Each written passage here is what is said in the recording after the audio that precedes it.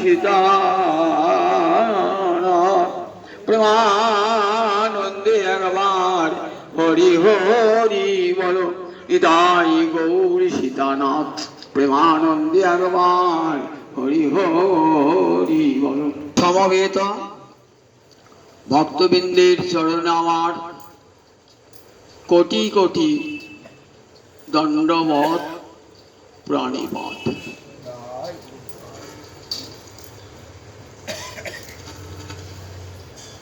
গত রবিবারের আগের রবিবার থেকে বলতে শুরু করেছি গোবিন্দ কেন গৌরাঙ্গ হলো। গোবিন্দ কেন গৌরাঙ্গ হলো? আমরা জানি গোবিন্দ গৌরাঙ্গ হয়েছেন নাম প্রেম বিলাইতে এই অবতার, তাই ভক্ত রূপে অবতীর্ণ হয়েছেন নাম এবং কৃষ্ণ প্রেম জগতে বিতরণ করবার জন্য। এটাই সাধারণ সবাই জানে। ঘরে ঘরে নরে নরে সর্বত্র কৃষ্ণ নাম বিতরণ এবং সেই সঙ্গে রাধারানীর প্রেম বিতরণ। তা এ দুটি তো কৃষ্ণ স্বরূপে থাকলে হবে না, কারণ যে প্রেম লোকের কাছে বিলাবেন সে প্রেম তো কৃষ্ণের ভান্ডারে নাই, সে প্রেমটা আছে রাধা রানীর ভান্ডারে। তাহলে কৃষ্ণ যে প্রেমটা বিলাবেন সেই প্রেমটার জন্য রাধা রানীর কাছে প্রেম ভিক্ষা করতে হবে, কিন্তু রাধারানী তো প্রেম ভিক্ষা করে প্রেম দেন নাই। তাই রাধারানী কি করে আত্মসাৎ করলেন রাধারানীকে? রাধারানী রাধা কৃষ্ণ মিলিত হয়ে গৌরাঙ্গ রূপে অবতীর্ণ হলেন কলির দ্বারে দ্বারে হরিনাম এবং রাধা প্রেম বিতরণের জন্য। রাধারানীর প্রেম তো রাধারানী ছাড়া কেউ বিতরণ করতে পারেন না, তাই রাধা ভাব অঙ্গী করি, রাধা প্রেম গুরু করি, রাধিকার ভাবকান্তি অঙ্গীকার করে রাধারানীর প্রেমকে গুরু রূপে স্বীকার করে জগতের দ্বারে দ্বারে নরে নরে সর্বত্র হরিনাম প্রচার করেছিলেন। এটা কিন্তু যদি চৈতন্য চৈতামৃত পড়েন না তাহলে দেখবেন এটা গৌরহরির গোবিন্দের গৌরাঙ্গ রূপে আগমনের বহিরঙ্গ কারণ। গোবিন্দ কেন গৌর হলো তার দুটো কারণ, একটা বহিরঙ্গ আর একটা অন্তরঙ্গ কারণ।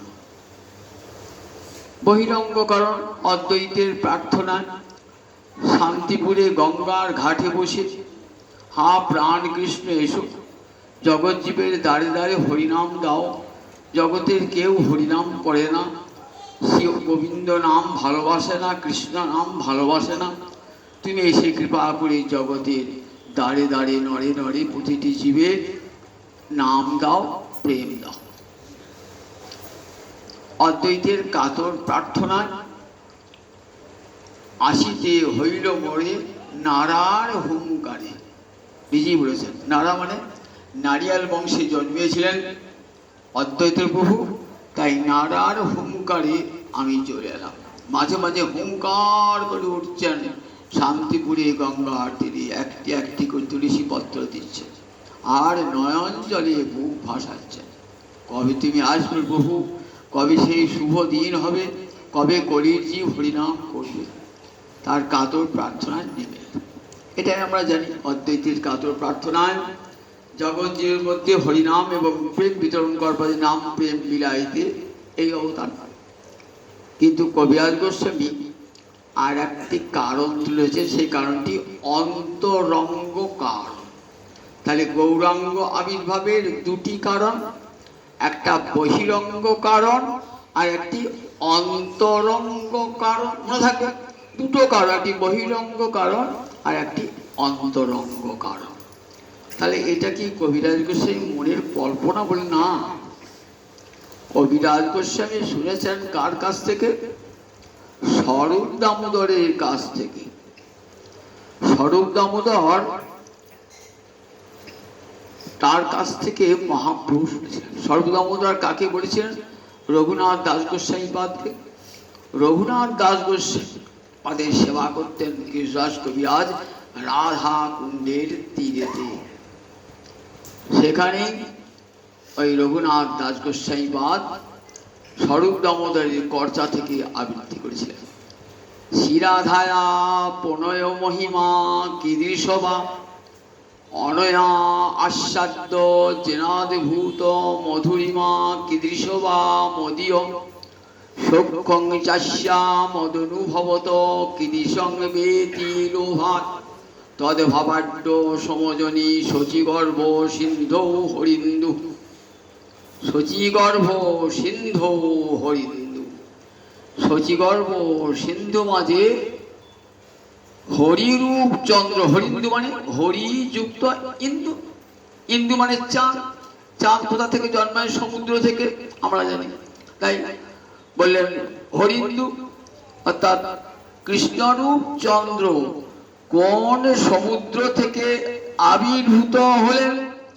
শচী মায়ের গর্ভ সমুদ্র থেকে আবির্ভূত হলেন আমার গৌরচন্দ্র। শচী গর্ভ সিন্ধু হরিন্দু। কি জন্যে? ইতি লোভাত, লোভের বশে। লোভের বশে। দেখুন ভগবানের লোভ, আমরা বলি কাম ক্রোধ লোভ। লোভটা একটা রিপু। ভগবান আবার লোভ হয় নাকি? বলে হ্যাঁ, ভগবানের লোভ হয়।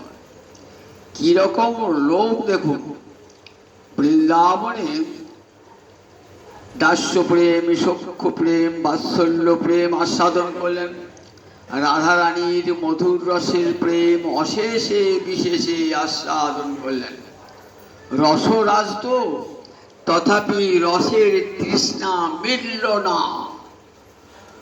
বেদ শাস্ত্র বলেছেন রস বৈশা ভগবান শ্রীহরি রস স্বরূপ। বেদ বললি দেখবেন, বেদ এটা ভগবান না, এটা ভগবান না, এটা ভগবান না, এটা ভগবান না, এটা ভগবান না বলতে বলতে নেতি নেতি নেতি নেতি বলতে বলতে আনন্দং ব্রহ্মেতি ব্যজনাৎ। ব্রহ্মের সংজ্ঞা দিলেন, আনন্দ কি? ব্রহ্ম বলে জানবে। তাহলে সে আনন্দের উৎপত্তি কোথা হতে? রস বৈশা, রসরাজ, রসস্বরূপ গোবিন্দ হতে। রসঙ্গে সেবায়ঙ্গে লব্ধা আনন্দী ভবতি। সেই গোবিন্দের রস পেয়ে জীব আনন্দ লাভ করে আনন্দী হয়। তাহলে বেদ শাস্ত্রে বলা আছে গোবিন্দ রসরাজ। তাই অশেষে বিশেষে রস আস্বাদন করলেন। এক রাধারানী অনন্ত কোটি গোপী হলেন। মধুর রস কত আস্বাদন করলেন। দেখুন দুধ যেমন আমরা কত পরিপাটি করে খাই, ছানা করে খাই, ঘি করে খাই, দই করে খাই, কত করে খাই। তো গোবিন্দের ইচ্ছা হয়েছে এই প্রেম রসটা আমি নানা পরিপাটি করে আস্বাদন করব। রাম অবতারও প্রেম আস্বাদন করেছি, কিন্তু সে প্রেমের রস নির্যাস আস্বাদিত হয় নাই। কোথাও শুনেছেন লক্ষ্মীর পূর্বরাগ হয়েছে, সীতা দেবীর পূর্বরাগ হয়েছে, সীতার মান হয়েছে, লক্ষ্মীর মান হয়েছে? কোথাও দেখাতে পারবেন না। কিন্তু অন্তরে ইচ্ছা যে এইগুলি সব দেখব, পূর্বরাগ দেখব, মিলনের পূর্বে পূর্বরাগ দেখব, মান দেখব, প্রেম বৈচিত্র্য দর্শন করব, তার কত প্রকার দেখব। মানে কখনো বামা, কখনো দক্ষিণা নায়িকা হবে, কত রূপে প্রেম আস্বাদন করা যায়, এটি ইচ্ছা হবে। রাধারানীর সঙ্গে অন্যান্য ব্রজগোপীদের সঙ্গে কত রূপে প্রেমের আস্বাদন করলেন রসরাজ গোবিন্দ তো রস আস্বাদনের তৃপ্তি আর হচ্ছে না। এত করেও তিনটে বাঞ্ছা অপূর্ণ রয়ে গেল। কি কি তিনটে বাঞ্ছা? সেইটি স্বরূপ দামোদর আমাদের শোনালেন। স্বরূপ দামোদর কে বলুন দেখি?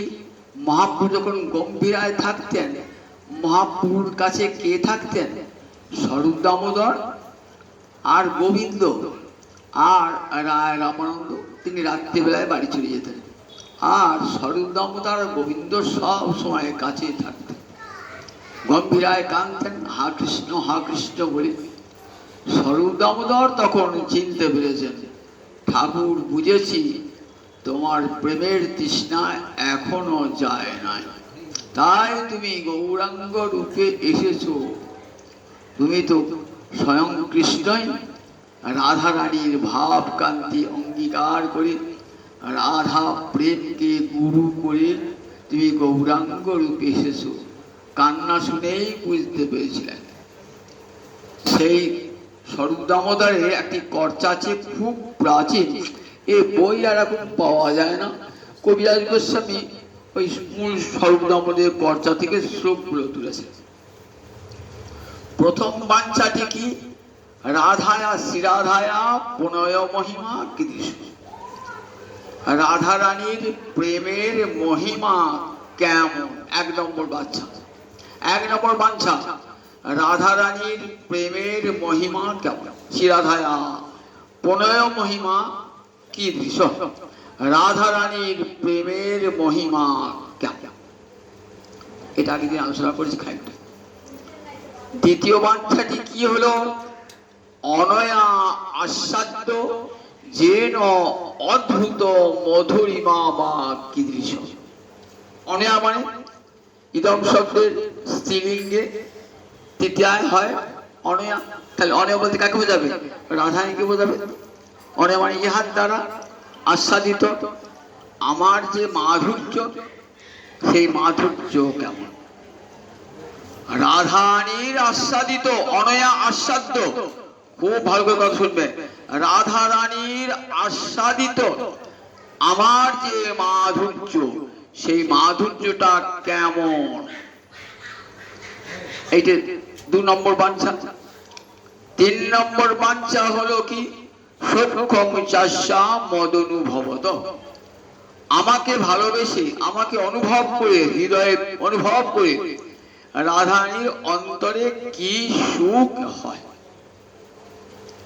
রাধারানীর অন্তরে কি সুখ হয়। ইতি লোভাত, এই লোভটা বৃন্দাবনেই জাগলো ভগবানের। এই তিনটে বাঞ্ছা আস্বাদন করবার জন্য অন্তরে লোভ জাগলো। মহাজনের ভাষায় কৈছন রাধা প্রেমা, কৈছন মধুরিমা, কৈছন সুখে তিহ ভোর। কৈছন রাধা প্রেমা, কৈছন মধুরিমা, কৈছন সুখে তিহ ভোর। তাহলে কৈছন রাধা প্রেমা মানে রাধারানীর প্রেমের মহিমা কেমন? এটা আগের দিন বলেছি। তারপরেরটা কি বলছেন?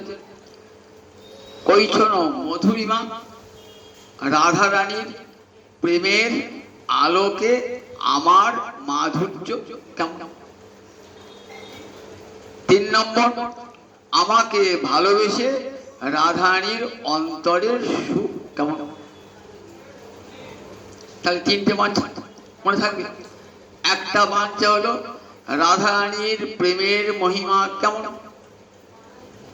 দু নম্বর বাঞ্ছা, রাধারানীর প্রেমের আলোকে আমার মাধুর্য কেমন। তিন নম্বর হলো আমাকে ভালোবেসে রাধারানীর অন্তরে সুখটা কেমন। এই তিনটে বাঞ্ছা আস্বাদন করবে ইতি লোভার। সেই লোভের বশবর্তী তদ ভাবাঢ্য, অর্থাৎ রাধারানীর ভাবেতে আঢ্য মানে সমৃদ্ধ হয়ে, রাধা ভাব সমৃদ্ধ হয়ে সমজনী আবির্ভূত হলেন, জন্মগ্রহণ করলেন। শচীগর্ভ সিন্ধু হরিন্দু, শচীগর্ভ সিন্ধু মাঝে শ্রীহরিচন্দ্র অর্থাৎ কৃষ্ণচন্দ্র আবির্ভূত হলেন। এই হলো অন্তরঙ্গ কারণ। তাহলে মহাপ্রভুর আবির্ভাবে গোবিন্দ যে গৌরাঙ্গ হয়েছে তার দুটো কর, একটা বহিরঙ্গ কারণ আর একটা অন্তরঙ্গ কারণ। বহিরঙ্গ কারণ অদ্বৈত প্রভুর প্রার্থনায় জগজ্জীবকে হরিনাম প্রেম বিলাবার জন্যে, আর বহিরঙ্গ কারণ হলো রাধা প্রেম আস্বাদনের জন্য, তিনটি বাঞ্ছা পূর্ণ করবার জন্য। বৃন্দাবনে তার এই তিনটে বাঞ্ছা পূর্ণ হয় নাই, সেই তিনটে বাঞ্ছা পূর্ণ করবার জন্য গৌরাঙ্গ রূপে আবির্ভূত হলেন। এটিকে হচ্ছে অন্তরঙ্গ কারণ। বহিরঙ্গ কারণ জীবকে যেটা দান করবেন সেটা বহিরঙ্গ কারণ, আর নিজে যেটি আস্বাদন করবেন সেটি অন্তরঙ্গ কারণ। এই অন্তরঙ্গ কারণে একটি আমরা শুনেছি, শ্রীরাধায়া পুনয় মহিমা কৃষ্ণ। রাধারানীর প্রেমের মহিমা কেমন? শ্রীরাধার প্রেম গুরু আমি শিষ্য নর, নিত্য আমার নানা নিত্যে নাচায় উদ্ভট। স্বীকার করিলেন আমি তো জগতের গুরু, আর আমার গুরুকে না রাধা রানীর প্রেম হলো আমার গুরু।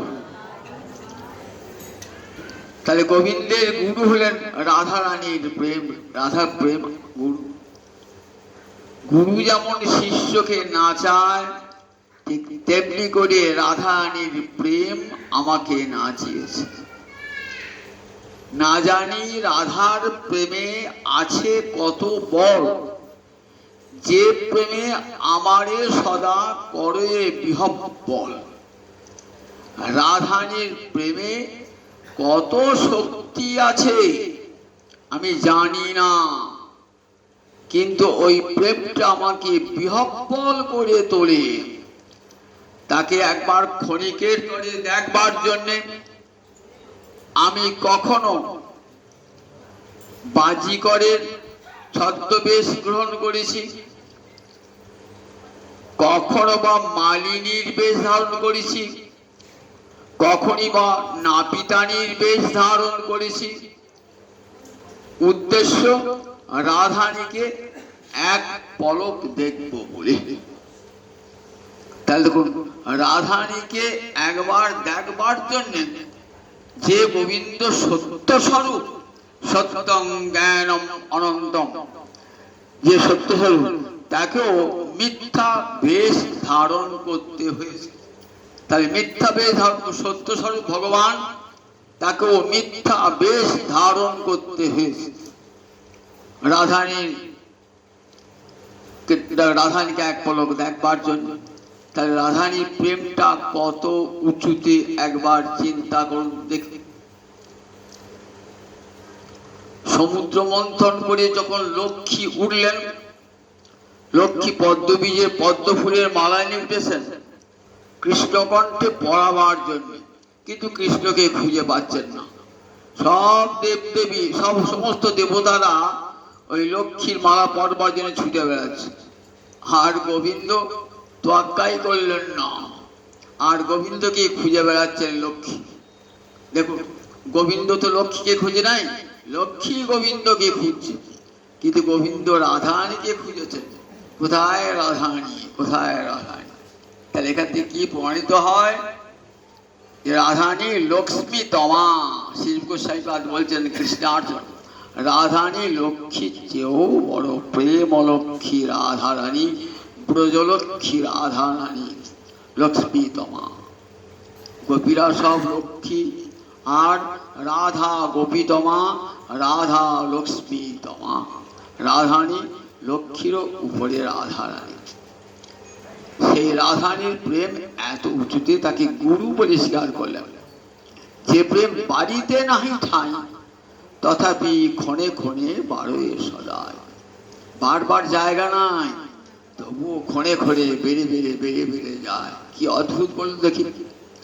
ক্ষণে ক্ষণে বেড়ে বেড়ে, বারবার জায়গা নাই, তবুও ক্ষণে ক্ষণে বেড়ে যায়। এই রাধা রানীর প্রেম বিভূরূপী কল্যাণ সদা বিবৃদ্ধি। গুরুরপি গৌরব চর্যাবিহীন, নিজে আমার গুরু হয়ে এত গৌরব বোধ নাই, অহংকার বোধ নাই। গুরুরপি গৌরব চর্যাবিহীন, অর্থাৎ গুরু হয়েও এতটুকু মনে গৌরব বোধ নাই। আমি কৃষ্ণ পদ রাশি তিহ রস সুখ রাশি, আলিঙ্গিয়া করে আত্মসাৎ, কভু না দেন দর্শন, যারের মোহর তনুমন, তবু তিহ মোর প্রাণনাথ। আমি তো কৃষ্ণ পদদাসী, আমাকে দুঃখ দেন কষ্ট দেন তাতে আমার কোনো দুঃখ নাই, তথাপি যুগে যুগে তিনি আমার প্রাণনাথ। মুহুর উপচিত বক্রিমা বিশুদ্ধ, ক্ষণে ক্ষণে সে প্রেমের কৌটিল্য মান কৌটিল্য দেখা দিয়েছে। মানিনী হয়ে গোবিন্দের কাছে আদর ভিক্ষা করেন নাই, শুধু গোবিন্দের সুখের জন্য মান করেছেন। রসরাজ গোবিন্দ তো, রাধানী মান করলে কেমন হয়? রাধানী সে মান গরবিনী মূর্তি দর্শন করবার জন্য গোবিন্দের অন্তরে আকুলি পিপাসা, যেটা আর অন্য কোনো অবতারে হয় নাই। এই রসনির্যাস আস্বাদিত হয় নাই। তাই রাধানী মান করেছেন কেন? গোবিন্দকে এই মধুর রস আস্বাদন করবার জন্য। কৃষ্ণকে করায় শ্যাম রস মধুপান, এটাই তো রাধানীর চিরকালের কাজ। কৃষ্ণকে করায় শ্যাম রস মধুপান। শ্যাম রস মানে মধুর রস, মধুর রস পান করাবার জন্য ভালোবাসার ঠাকুরানী, প্রীতি ঠাকুরানী, প্রেমের ঠাকুরানী রাধানী আবির্ভূত। সবটাই তার প্রেম, মহাভাব দিয়ে গড়া। রাধানীর চরণের নখ থেকে মাথার চুল পর্যন্ত সব মহাভাব দিয়ে গড়া, মহাভাব দিয়ে। তাই তিনি মহাভাবময়ী, মহাভাবী, কৃষ্ণ কান্তা শিরোমণি, মহাভাব স্বরূপিণী কৃষ্ণকান্তা শিরোমণি রাধারানী। তার পায়ের নখ থেকে একবারে মাথার চুল পর্যন্ত মহাভাব, সবটাই তার প্রেম। রাধা নাম উচ্চারণ করলে হৃদয় প্রেমে বিগলিত হয়ে যায়। রাধানীর প্রেম যে কেমন আমরা দেখতে পাই না তো, বলে দেখুন আমরা স্বামী দাঁড়িয়ে রয়েছে, রাধার প্রেম কেমন। সখী কহ না গৌর কথা, গৌর নাম অমিয়া ধাম, প্রীতি মূরতি দাতা। প্রীতি মানে প্রেম, মূরতি মানে মূর্তি, দাতা মানে দান করা। অর্থাৎ প্রেম মূর্তি দান করেছেন, প্রেমের মূর্তি দান করেছেন আমার গৌরাঙ্গ হরি। তার দেহটাই বোঝা যাবে ওইটা রাধা প্রেম মূর্তি ধান। রাধা প্রেমে গড়া তনু ধুলায় পরে পাছে। ধুলোটির সময় যখন ফিরেছেন না, যাবেন যখন ধুলোটি নগরী কীর্তনে, তখন কাঁদছেন মা যশোদা, মা শশী দেবী, থেকো রে বাপে নরহরি, থেকো গৌরের কাছে। রাধা প্রেমে গড়া তনু আমার ধুলা পরে পাছে। রাধানীর প্রেমে গড়া ওই গৌরাঙ্গ মূরতি রাধানীর প্রেম। প্রেম একবারই পৃথিবীতে মূর্তি ধারণ করেছিল। বঙ্কিমচন্দ্র বলেছেন প্রেম পৃথিবীতে একবারই মূর্তি ধারণ করেছিল, শ্রী গৌরাঙ্গ হরি। গৌরাঙ্গ হরি একবার মাত্র পৃথিবীতে প্রেম মূর্তি ধারণ করে এসেছিল, শ্রী গৌরাঙ্গ হরি। আর কোন অবতার আসে নাই। প্রেমের মূরতি আমরা কোন অবতারে দেখি নাই। সাক্ষাৎ রাধানীর প্রেম দিয়ে গড়া আমার গৌরাঙ্গ হরির তনু। একবারই প্রেম আবির্ভূত হয়েছে, প্রেমের মূরতি। তাই গৌরকে দেখলে যে গৌরাঙ্গের নামে লয়, তার হয় প্রেমোদয়, তারে মোহি যাই অনিহারি। গৌরাঙ্গের নামটি করলে রাধারানীর প্রেমের উদয় হয়ে যায়। ঠিক আছে? কিছু করতে হবে না, একবার হা গৌর বলে কাঁদুন, দেখুন সঙ্গে সঙ্গে দেখবেন রাধা প্রেমের উদয় হয়ে গেছে। যে গৌরাঙ্গ ভজন করে সে কি করে বলে, রাধা প্রেমে সে ভাসমান হয়ে যায়। গৌর প্রেম রসার নবে সে তরঙ্গে যেবা ডুবে, সে রাধা মাধব অন্তরঙ্গ, গৃহে বা জঙ্গলে থাকে হা গৌরাঙ্গ বলে ডাকে। আমার নরোত্তম মাগে তারও সঙ্গ। যে গৃহে ঘরেই থাকুক আর বাইরে থাকুক, জঙ্গলে থাকবে, যদি হা গৌর বলে না থাকে, সে যত বড় সন্ন্যাসী হোক তার দিকে ফিরেও চাইব না, ফিরেও যাইব না। আর তার সঙ্গ করা তো দূরের কথা, তার দিকে ফিরেও চাইব না। কিন্তু যে গিয়ে থাকুক আর জঙ্গলে থাকুক, যে হা গৌর বলে কাঁদে, তার বারবার চরণে পড়ব, তার বারবার গৃহে নরোত্তম আগে তার নরোত্তম তার সঙ্গ করবে। রাধারানীর প্রেম মহিমা দর্শন করবার জন্য, আস্বাদন করবার জন্য গৌরাঙ্গ প্রেম। দ্বিতীয় বাঞ্ছাটি অনন্ত অদ্ভুত পূর্ণ মোর মধুরিমা,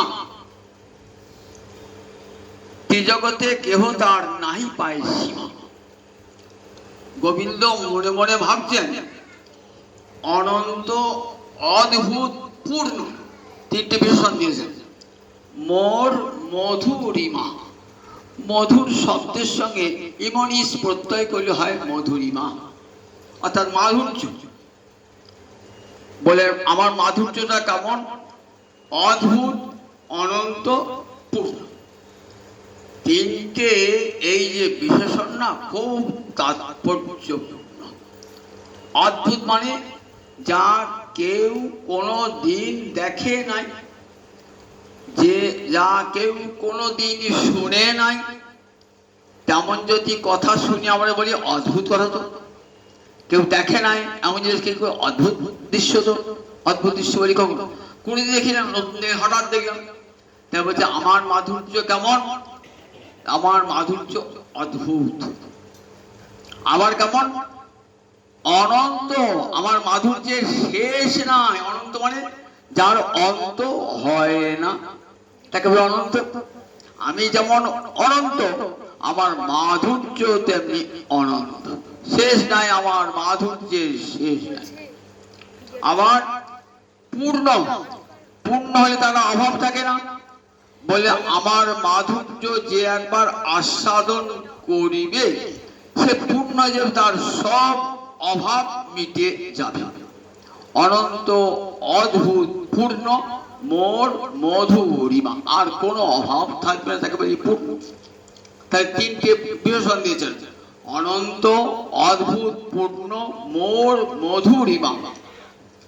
ত্রিজগতে ইহার কেহ নাহি পায় সীমা। স্বর্গ মর্ত পাতায় ত্রিভুবনে এই আমার মাধুর্যের সীমা খুঁজে কেউ পাবে না। কোথায় মাধুর্যটা শেষ হয়েছে, মাধুর্যটা কোথায় শেষ হয়েছে, এটা খুঁজে পাবে না, ত্রিজগতে কেউ পাবে না। এই প্রেমোদ্গারে নিত্য রাধিকা একলি, আমার মাধুর্যামৃত আস্বাদে সকলি। পয়েন্টগুলি কি সুন্দর দেখুন, এমনি বাংলা ভাষায়, কিন্তু কেমন তাৎপর্যপূর্ণ দেখুন একবার। এই প্রেমোদ্গারে নিত্য রাধিকা একলি, আমার মাধুর্যামৃত আস্বাদে সকলি।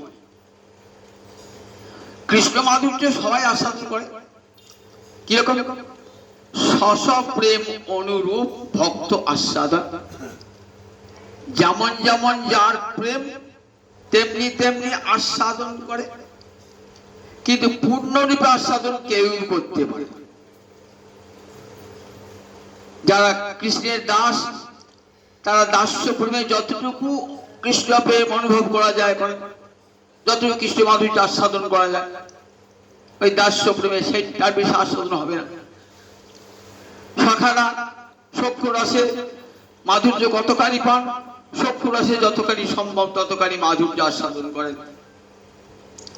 মা যশোদা, পিতা নন্দ, রোহিণী এরা কতখানি আস্বাদন করেন, এদের বাৎসল্য রস যতখানি তার বেশি আস্বাদন করতে পারেন না।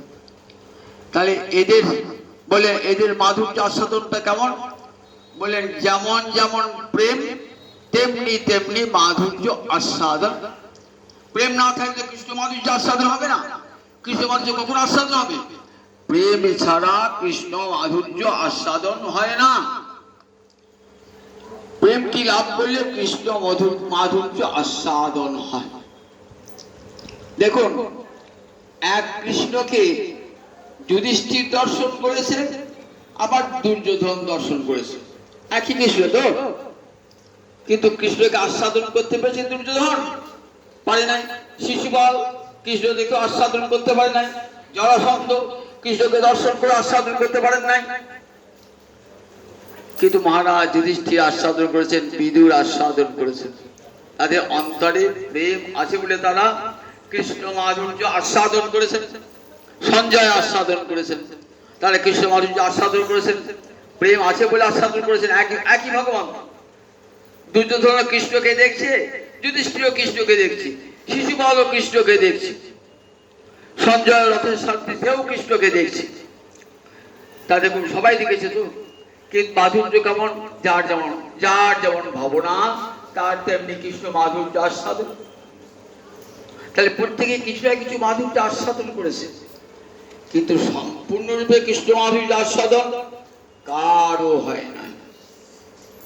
একবার সমগ্রভাবে কৃষ্ণ মাধুর্য আস্বাদন কে করেছে? বলে এই প্রেমোদ্গারে নিত্য রাধিকা একরি, আমার মাধুর্যামৃত আস্বাদে সকলে। এখন মাধুর্য বলে দেখুন কি বোঝায়? গোবিন্দের 6টা ঐশ্বর্য আর 4টে মাধুর্য, এটা আমরা বহুবার বলেছি। 4টে মাধুর্য কি কি না? 4টে মাধুর্য হলো, 1 নম্বর মাধুর্য রূপ মাধুর্য, 2 নম্বর বেণু মাধুর্য, 3 নম্বর লীলা মাধুর্য, 4 নম্বর প্রেম মাধুর্য। 4টে মাধুর্য। এ মাধুর্য নাহি নারায়ণে। নারায়ণে 6টা ঐশ্বর্য আছে, কিন্তু 4টে মাধুর্য নাই।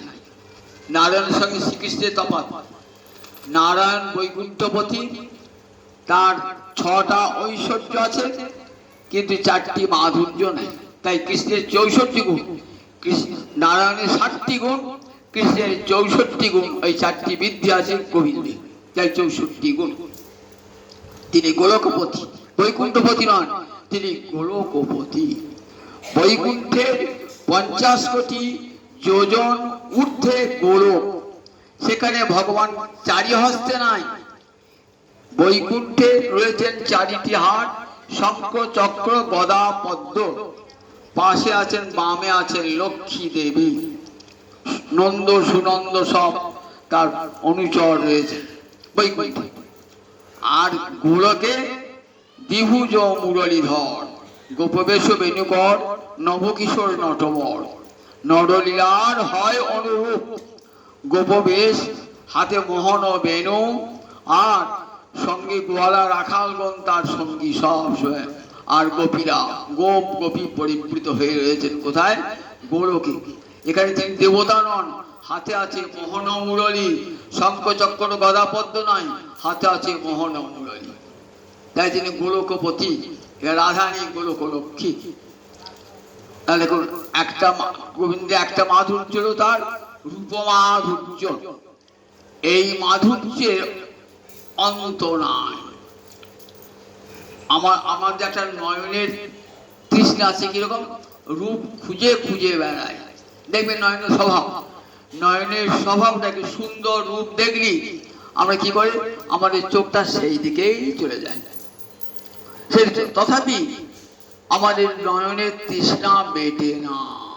কত সুন্দর সুন্দর রূপ দর্শন করলাম, কিন্তু নয়নের ক্ষুধা যেন কিছুতেই মিটছে না। বললেন যদি দেখো নয়নের ক্ষুধা মেটাতে চাও, তাহলে 2টি নয়নের দিয়ে গোবিন্দ দর্শন করো, তাহলে সব নয়নের ক্ষুধা চিরকালের জন্য মিটে যাবে, চিরকালের জন্য। আর নয়ন কোথাও ফিরে তাকাবে না, ফিরে তাকাবে না। ওই রূপেই তার দুটি নয়ন নিবদ্ধ হয়ে যাবে, আর কোনো দিকেই সেই তাকাবে না। তাহলে দেখুন, সমস্ত রূপমাধুর্যের তৃষ্ণা কখন মিটে যায়? গোবিন্দ রূপমাধুর্যে, এত তার রূপ অঙ্গে উপাঙ্গে। আচ্ছা, একটা রূপ যদি বারবার দেখি তাহলে তার বিতৃষ্ণা ধরে যাবে, ওই একই রূপ দেখছি। তাহলে গোবিন্দের একই রূপ তো দেখছি না, নিত্য নবনবায়মান। যতবার গোপীরা কৃষ্ণ দর্শন করছেন না, ততবার নিত্য নূতন গোবিন্দ। এই গোবিন্দ তো দেখি নাই, এই গোবিন্দ দেখি নাই। গোপীদের অন্তরে রাধাই ভাবছেন এই গোবিন্দ তো দেখি নাই। যতবার গোবিন্দ দেখছেন না, ততবার গোবিন্দ যেন ভিন্ন ভিন্ন মূরতি। জন্ম থেকে দেখছেন জনময় মদিহাম রূপনে হারণু নয়ন নাতির পিত ভেল লাখো লাখো যুগ হিয়ে হিয়ে রাখনু তবু হিয়ে জুলন না গেল। আমি তো জন্ম থেকে তোমায় দেখছি প্রভু। আমি যেদিন জন্মালাম কীর্তিদার সূতিকা মন্দিরে, সেদিন তো আমি অন্ধই জন্মালাম। তার জন্য আমার মায়ের কি কান্না, যে বিধাতাকে এত সাধনা করে পেলাম অন্ধ কন্যা। বিধি এমন দান দিল আমাকে, অন্ধ মেয়ে দিল। দেখতে সুন্দরী, কিন্তু চোখ দুটি নাই তো, অন্ধ মেয়ে তো। দেখতে এসেছেন কে? দেখতে এসেছেন মা যশোদা। সঙ্গে এসেছেন কে? বড়াই বুড়ি যোগমায়ার সঙ্গে এসেছেন। গোপালকে কোলে করে এসেছেন, কাঁদছেন কীর্তিদা, চরণে পড়েছেন যশোদার। দেখো দেখো বোন, আমার কি দুঃখ দেখো দিদি, কি কষ্ট দেখো, এত সুন্দর করে আমার ভগবানের কাছে প্রার্থনা জানালাম, আমাকে বিধাতা অন্ধকন্যা দান করলেন। তখন পায়ে পড়েছেন তো, তখন কি করলেন? করে ধরি তুলি বসালো যতন, উঠয় উঠলি করে ধরি তুলি বসালো যতন করে। কীর্তিদা কাঁদিস না, বস, তুই এত সুন্দর মেয়ে তোর, দেখ দেখ, এই জগতের মেয়ে নয় রে, কাঁদিস না বলে সান্ত্বনা দান করছে। গোপালকে নামিয়ে রেখে হাত তুলে দিয়ে, তুমি কি করি? গোপালকে নামিয়েছেন। হ্যাঁ নয় সময়ে মায়ে দেওয়া গিয়া বধূ পরশিল। এমন সময় গোপাল আমার হাঁটে বেড়ে যেতে যেতে, হামাগুড়ি যেতে যেতে কি করলেন? রাধারী নয়ন কমলে যে হাতটি দিয়েছে, বধূ পরশিল মোরি দিতে গায়ে হাত মোর প্রাণনাথ অন্তরে বারল সুখ। তখন হাসিয়া কাঁদিয়া আঁখি নিরখিয়া আমি হেরিল বধূর। যেই রাধারানীর চোখের হাত দিয়েছেন না, বুঝতে পেরেছেন না আমার প্রাণনাথ এসে গেছে। প্রতিজ্ঞায় করেছিলেন গোলকে যে তুমি যাবে বটে, কিন্তু আমি অন্ধ হয়ে জন্মাবো, যতক্ষণ তোমায় না দেখবো আমি চক্ষু মুদ্রিত করে থাকবো। কৃষ্ণ বলেছেন তথাস্তু। কৃষ্ণ গিয়েছেন, চোখে হাত দিয়েছেন, সঙ্গে সঙ্গে দিতে গায়ে হাত মোরে প্রাণনাথ অন্তরে বারল সুখ।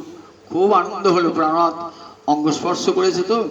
তখন হাসিয়া কাঁদিয়া আঁখি নিরখিয়া হেরিনু মধুর। তখন আমি হেসে কেঁদে চোখ দুটো মেরে দেখলাম আমার নয়ন সমক্ষে আমার প্রাণ বধূয়া। তাই জন্ম অবধি হাম রূপ নেহার নয়ন না তিরোপিত ভেল। আমার নয়নের তৃপ্ত হলো না তোমাকে, আমি জন্ম থেকে তোমায় দেখছি, দেখেও তৃপ্তি হয় না। দেখেছেন তো, এটি মহাভাবের একটা বড় গুণ। মাদ্রাক্ষ মহাভাব, যে মহাভাবে গোবিন্দের রূপ দর্শন করো তৃষ্ণা মিটছে না, তৃষ্ণা শান্তি নহে, তৃষ্ণা বাড়ে নিরন্তর। আমরা খুব জল তৃষ্ণা পেয়েছি তো, ঢক ঢক ঢক ঢক জল খেলে বা আর তো তৃষ্ণা লাগবে না। কিন্তু দেখুন এই যে শ্যামরস মধু পান করলে কি হয়, বললেন আবার আরো দাও আরো দাও আরো দাও। এটা কিছুতেই তৃপ্তি হয় না। রাধারানীর প্রেম আস্বাদন, রাধা কৃষ্ণ প্রেম আস্বাদন করে রাধারানী অন্তরের তৃষ্ণা মিটছে না। তাই দুটি নয়ন দিয়ে যদি দেখেন গোবিন্দ রূপ দর্শন করে, ওই রূপ যেন মনে হচ্ছে কতবার তো দেখেছি, কিন্তু প্রতিবার তো নূতন। সই অনুরাগ বাখানিতে তিলে তিলে নূতন হয়। বলছে জানিস আমার কৃষ্ণ দেখাস বটে, কিন্তু যতবার কৃষ্ণ দেখি না ততবার এই কৃষ্ণ আমি কোনোদিন দেখি না, এই কৃষ্ণ আমি কোনোদিন দেখি না। তাই নিত্য নব নব হয় গোবিন্দের রূপ, নিত্য নব নব হচ্ছে। এত রূপমাধুর্য, সেই রূপমাধুর্যে রাধারানী বিভোর হয়েছে। বিধাতার কাছে ধিক্কার দিয়েছে, বিধাতার অংশপন্থী, বিধাতাকে ধিক্কার দিয়েছেন। বিধাতা দেখো তুমি উত্তম সৃষ্টি জানো না, উত্তম সৃষ্টি জানলে কখনো দুটি নয়ন দিতে না। যে হেরিবে কৃষ্ণাননে তার করে দুনয়ন, বিধি হইয়া হেন অবিচার, মোর বলে যদি ধরো কোটি আখি তার করো, তবে জানি যোগ্য সৃষ্টি তার। যদি আমাদের পরামর্শ নিতে সৃষ্টি করবার সময়, তাহলে ব্রহ্মা তোমাকে বলতাম জগৎকে জগতে রূপ দেখবার জন্য দুটি নয়ন দিয়েছ যথেষ্ট, কৃষ্ণ রূপ দর্শন করবার জন্য লক্ষ নয়নে দিলে না হে, আমরা অপলকে চেয়ে রইতাম, কেন লক্ষ নয়নে দিলে না হে। ছয়মাত্র দুটি নয়ন দিয়েছ, সেই নয়ন দিয়ে কেমন করে কৃষ্ণ রূপ দর্শন করবো? কৃষ্ণ দর্শন করে আমার রাধারানীর প্রেমের তৃষ্ণা কোনদিন মেটে নাই। বারবার করে কৃষ্ণ মাধুর্য আস্বাদন, কৃষ্ণের মাধুর্য আস্বাদন করছেন, নিরন্তর আস্বাদন করছেন।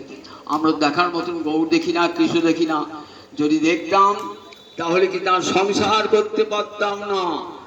রঘুনাথ দাস গোস্বামী কেন সংসার ছাড়লে? ঘরে তোমার সুন্দরী বউ রয়েছে, তার তোমার ঘরে অর্থবিত্ত কিছু তো অভাব নাই। তা বলছে দেখো আমাকে আমাকে জিজ্ঞাসা করো না, একবারে যেই হ্যাঁ রে সে আঁখি ফিহি রাতে না রে, মনে উন্মাদন গোড়া চান। একবার দেখো গৌরহরির দিকে তাকিয়ে দেখো, যে দেখো না আর সংসার বাসনা থাকবে না, তুচ্ছ হয়ে যাবে। গৌর প্রেমে পাগল হে বৃন্দাবনের পরে চলবে জানি তাই। আর 8টা বেজে গেছে জানি তাই, যে আবার পরে রবিবারের সময় জানি তাই।